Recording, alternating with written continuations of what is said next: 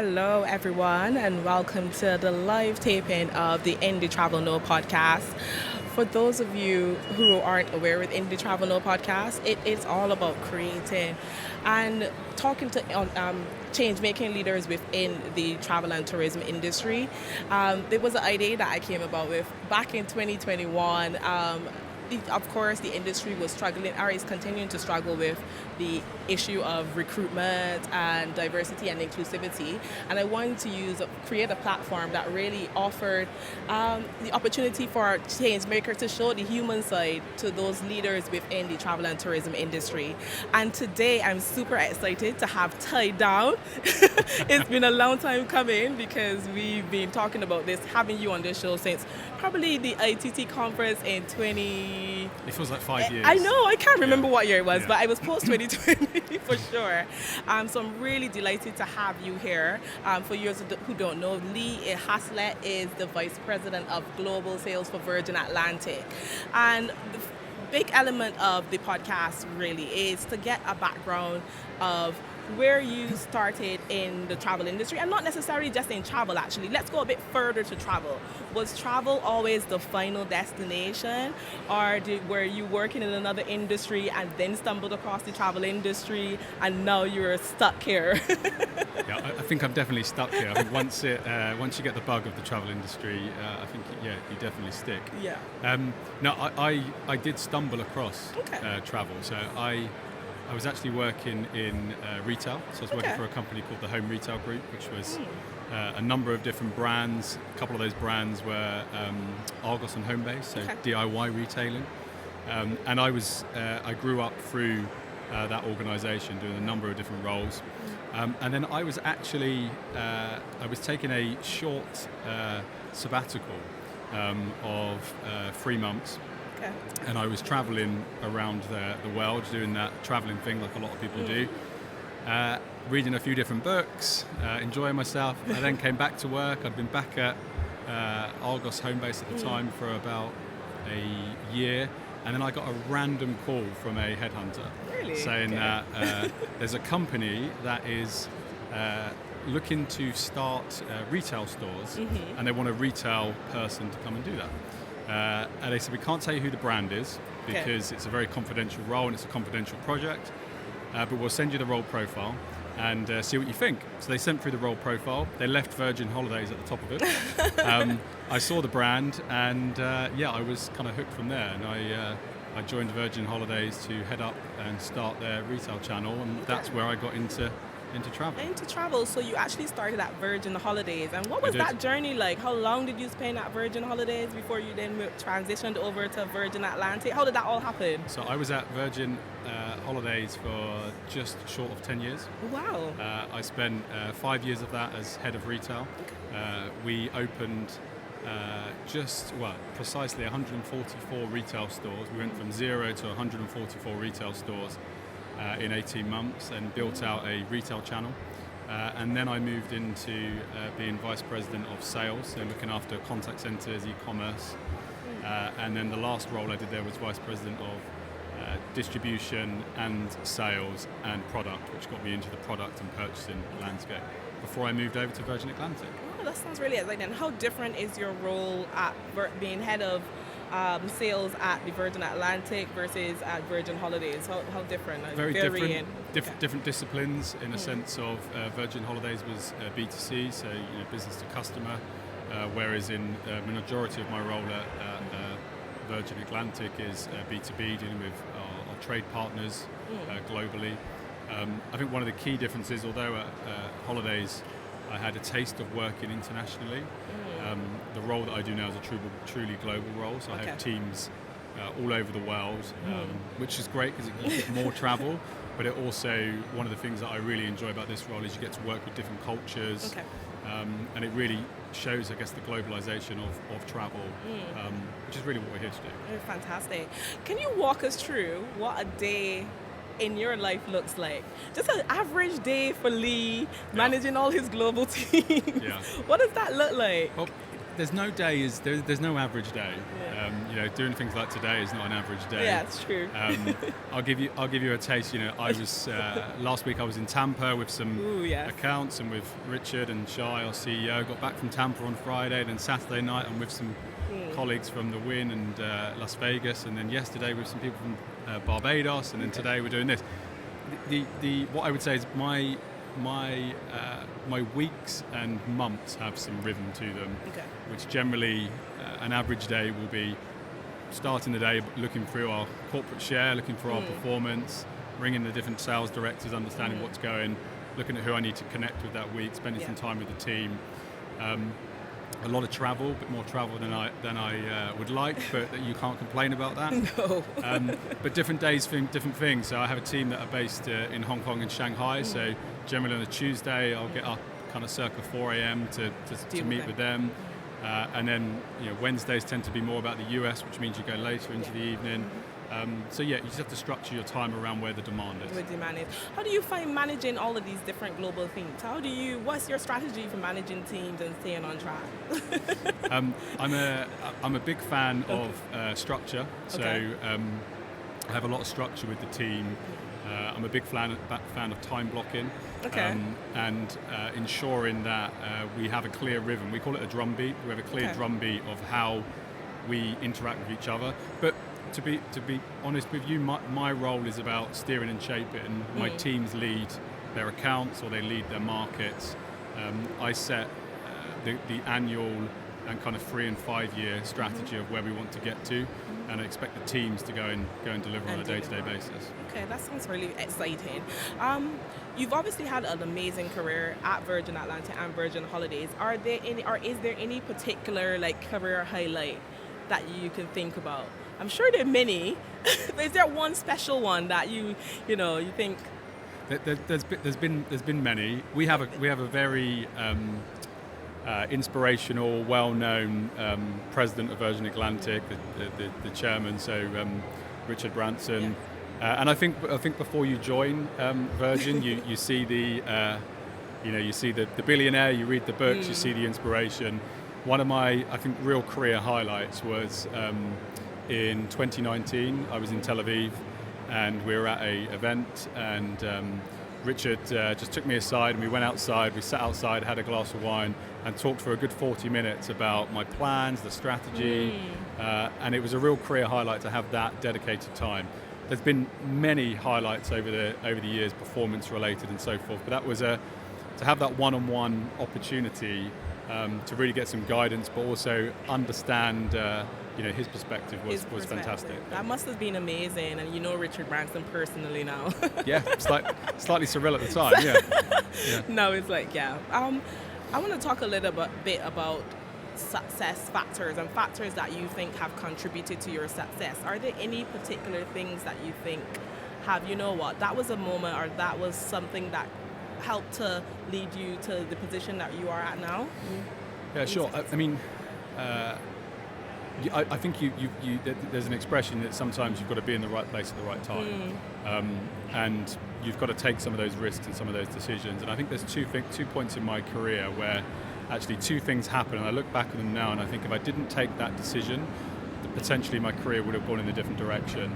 The first was I was 19 and I was out of college, and I was making the decision if I would go to university or I'd go into work, and I went into work, and at the time Homebase was putting big ticket, what they call kitchens, bathrooms, into their stores, and as part of that they needed professional sellers to sell it. At the time I was on a different trajectory.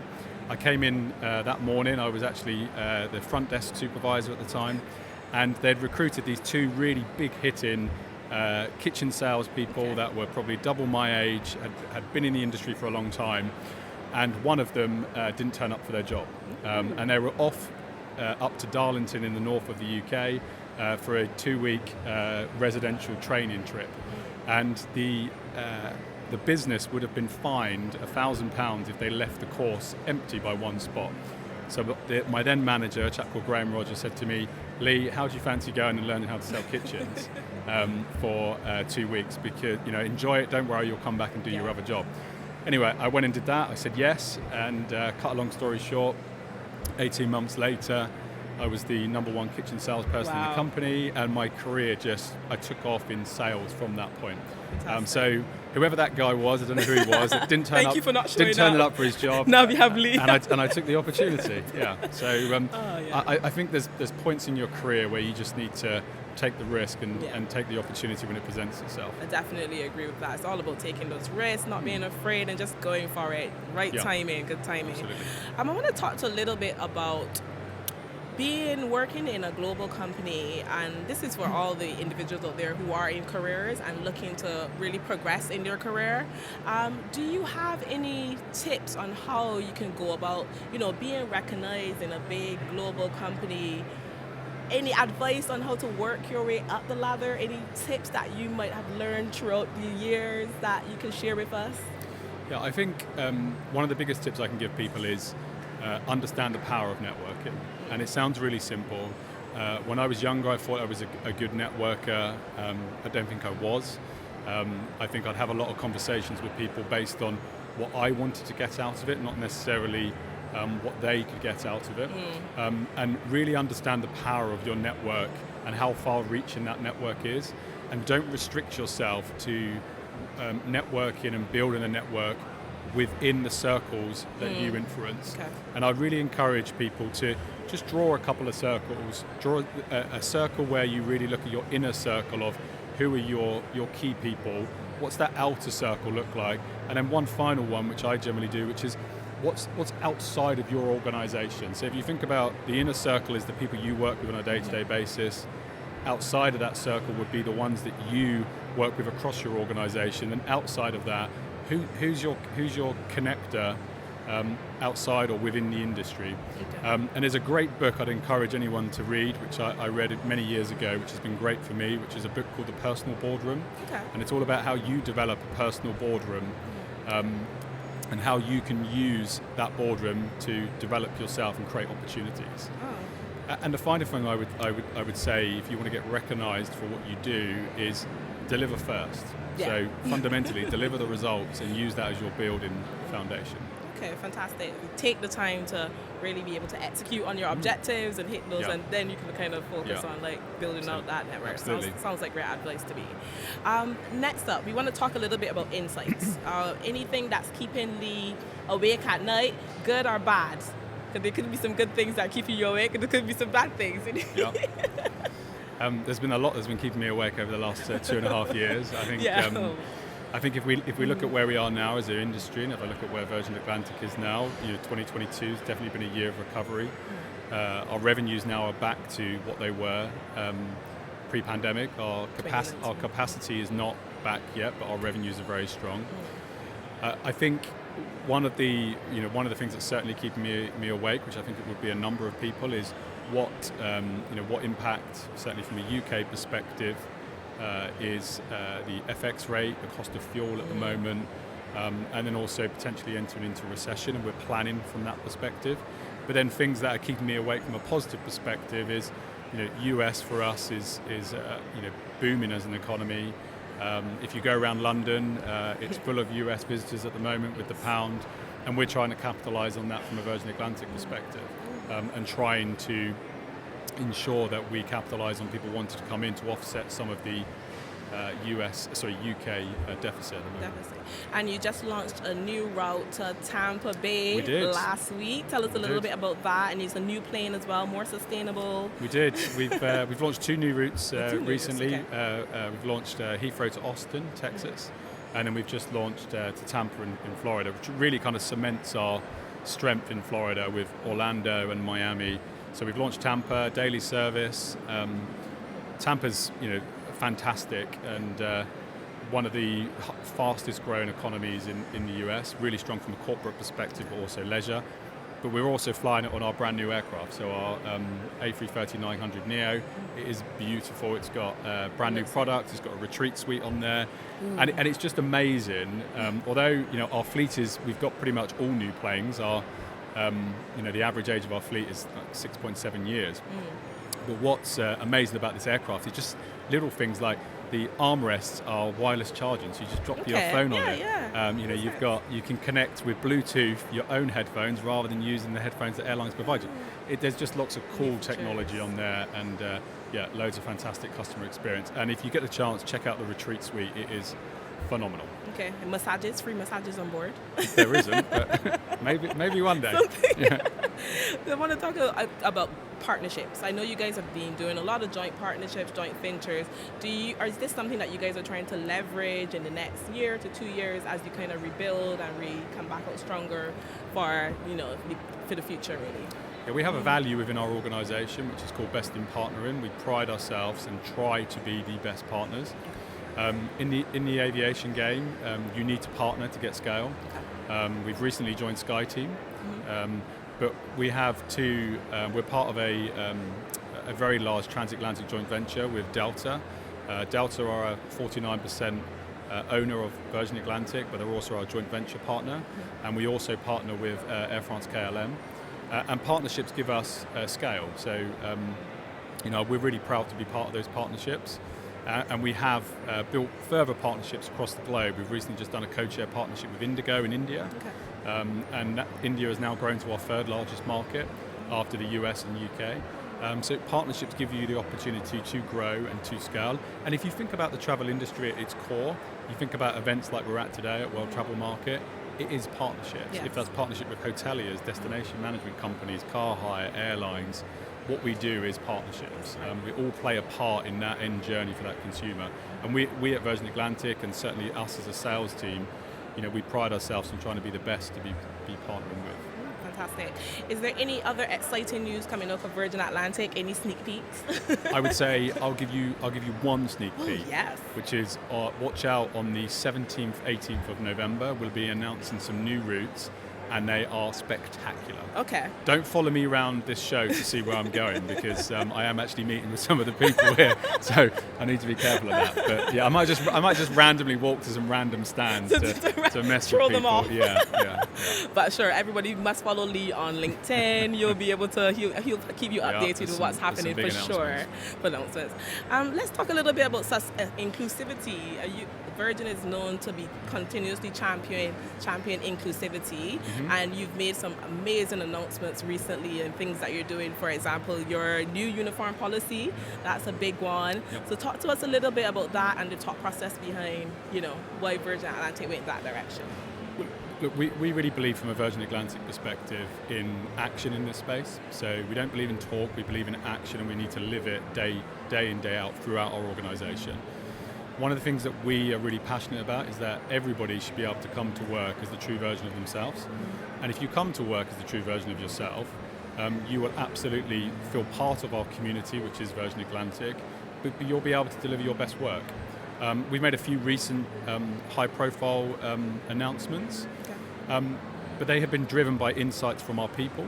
A couple of those are, one, we've recently relaxed our tattoo policy.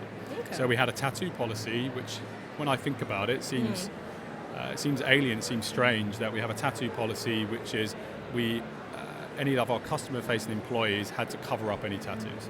So you had to put cover up over them or plasters over them or so forth. Again, that's not reflective of them as individuals, but it's also not reflective of our customers. Our customers don't get on board and cover up their tattoos. So we removed our tattoo policy. We also removed our gender-based uniform, so we allow our employees to select the uniform that they believe best represents them, which was a major step forward for us. And again, it enables our colleagues, our people, to come to work and serve our customers as the best version of themselves, but be at their best. And that was driven by our people and the decision that we made and that we acted on. Fantastic. I mean, also your recent campaign that you launched, the marketing campaign. I mean, for me, growing up and not being able to you see yourself representing in the marketing or advertising campaign, it was so exciting to see that recent campaign and to see also some familiar faces in there as well. It was great to see that and to see a brand really taking the action towards changing diversity and inclusivity, because of course we can talk about it forever and ever, but until we take those sustained actions, it's never going to create any change. So I really, really love all the work that you guys are doing and continuing and to do. that's our new brand campaign, mate, which is See the World Differently. See the world and differently, yes. you look at our TV ad, it had over 200 of our own employees either on camera or behind supporting it. And it represents us as a business, but we think it represents our customers as well. Yeah, fantastic. Well, as we begin to wrap up, we've got limited time today, I want to ask, this is my kind of fun question, and it's, if you weren't Lee Haslett, Vice President, Global Vice President of Sales at Virgin Atlantic, what would you do? What would your career, what would that look like? So your question isn't if I was somebody else. You're I'm still Lee, Lee Haslett, but you're not VP of Virgin Atlantic anymore. You're doing something different. What would that be? So if I could have done anything, I would have loved to have been a professional footballer. And that's the second person we've had who wanted to be a professional. But I wasn't good enough. Do you know, this is a strange one. If I could have done it again, I would have loved to have been an architect. Architect, okay. Yeah, I love design. I love interior design. My other half probably drives her crazy because I'm forever wanting to. We finally get like a house where we want it, and then I want to move and knock it down. Oh my goodness! So, and then your kitchen must be immaculate as well. Yes, of course. See, yeah. Kitchen sale. And is there any particular person whose career inspires you, and why? There's many people that inspire me. Certainly, many people within this industry, many people within other industries. I'm actually going to say that the most inspirational person to me is actually my mother. Aww. And for a couple of reasons. One, she brought up 2 boys on her own, and I was not the easiest to bring up. And at the same time, she decided her passion was that she wanted to teach. Okay. So she decided to go back to school and do her degree. And she's just about to turn 60 this year. She's been a primary school teacher for many years. Wow. And she's now decided that she's going to go and do an MBA. So she started her MBA last week, and I find her truly inspirational. She taught me a lot of my work ethic, definitely. Amazing, Mom. Are you going to try to get this clip to your mom? No, I don't want her to know that. That was really amazing. Well, thank you so much, Lee. Thank you. We can open the floor if there are any questions. We've got a few minutes for questions if anyone wants to ask any questions. Oh, we've got one right at the front. Oh, the mic is coming for you. What would be, you've given some great advice in terms of your own career perspective, but if you could give your younger self one piece of advice as you start out in this industry, what would that be? It's a great question. I think it goes back to the point I made earlier, which is network really hard and remember the influence you have on people as you're climbing. And there's probably some mistakes that I've made as I've climbed where I think about actually how do you bring people with you, but at the same time understand that people will climb at different paces and at a different pace, and how do you bring those people with you, and understand the power of your network and the influence that you have on people, and also understand that you don't have all the answers. You have to grow and you have to mature, which I feel like I am on my way to growing and maturing. We love that. Yeah. And this is the human side of leaders that we really wanted to highlight and showcase to individuals on the podcast. So thank you guys so much for, if there are no other questions. Oh yeah, sorry, one more. So sorry. Hello. I would like to know, what's the market with Latin America? Like, what's the perspective for that area of the world? So from a Latin American perspective, it's not a market that we're massively in at the moment, but we see it from a Virgin Atlantic perspective. We see it as a strategic market that absolutely we're reviewing. There is great growth. We've got good partners there as well. So I would watch this space certainly from a Virgin Atlantic perspective. There's one at the back.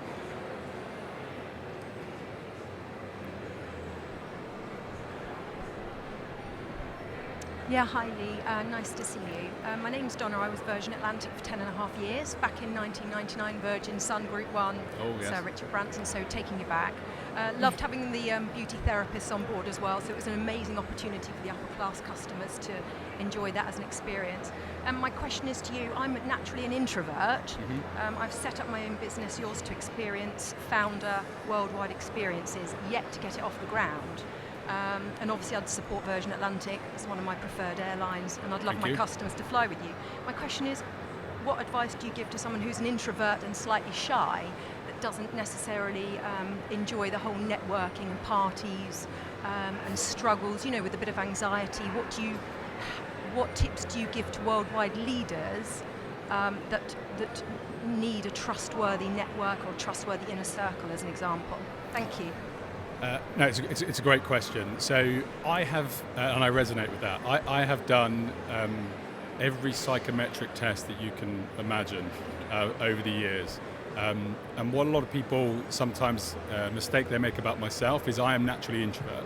I'm incredibly shy, and generally people don't always see that with me. And I have a couple of, I don't know if I call them coping mechanisms, but I have a couple of mechanisms that I know from myself that help me in exactly those scenarios. So the first is my idea of how is going to a room full of people on my own and having to network around it. Although I do it because it's part of my role, but I set myself challenges. So, and I do the same with my team now, which they either like or don't like. I set myself a challenge. So if I go to an event, I'm going to 2 events this evening, I will set myself a challenge for each of those events that I will have to meet 10 people. And once I've met my 10 people, I feel like I've achieved. And I will purposely do that. And I purposely do that for a few reasons. Because I'm naturally more introvert, I will naturally transition to people that I know and where I feel more comfortable. So once I've hit my 10, I then can start enjoying myself a bit more, and I will have clear mechanisms to do that. What I would also say to you is, if you read that book that I talked about, The Personal Boardroom, one of your board members should be what they call the nerve giver, someone that actually gives you that shot of energy. I know that I need people around me within my team that can do and help me with that. So I know a couple of people within my team are phenomenal networkers, and I've recruited and surrounded myself with people that are better at certain things than I am, that they can help me and push me. But you have to set yourself, I'm very target driven, so if I set myself those targets, I'll achieve it. If I just go in there and try and network, I wouldn't. Definitely have to agree with Lee, and I'm naturally an introvert as well. People never believe that. but yeah, you definitely have to set yourself targets, look at which organizations and networking like groups you can go to as well, like the ITT feature you, which kind of creates kind of like a community feel. So when you get in there, you get to meeting, to talking to people, and you'll see the same faces at various different events. It makes it slightly a bit easier as time goes on. So yeah, we can chat a bit more about a few other tips as well. But if there are no other questions, one more right at the front. Hello. Yeah, my name is Michael Rodriguez, and firstly, I'd like to mention that I'm a big fan of Virgin Atlantic and love to join the team someday. But my question is that Virgin Atlantic, I see that one of the major issues is that slots at Heathrow, for example, and I just want to know how you plan to deal and tackle with the issues of slots and the fierce competition between you and British Airways. Yes, there's definitely healthy competition between us and a number of people out of Heathrow. From a slot perspective, we've actually growing at Heathrow. We've just had another slot allocated to us, and we are actively looking at how we grow at Heathrow. So although Heathrow is very much a slot-restrained airport, we hold quite a large number of slots there for an airline of our size, which is a lot of our power. And we have plans to acquire more slots as we grow and as we grow our fleet size. So it's something that we're very aware of. It's something that we campaign quite hard with from a level playing field perspective. But we've also got plans actually to grow from a Heathrow slot perspective. There's actually, if you read some press, if you Google it, there's some interesting articles out there just this weekend that Shai Weiss, our CEO, did on this exact subject. So absolutely, slot constraint airport, but we have plans to grow. Well, thank you all so much for joining the Indie Travel No podcast. You can also listen live on YouTube to hear about some of our older episodes. We had some fantastic speakers there, and a big shout out to the Avis Budget Group and the ITT Future Youth for continuing to support this awesome podcast. Thank you guys so much and have a good day. Thank you.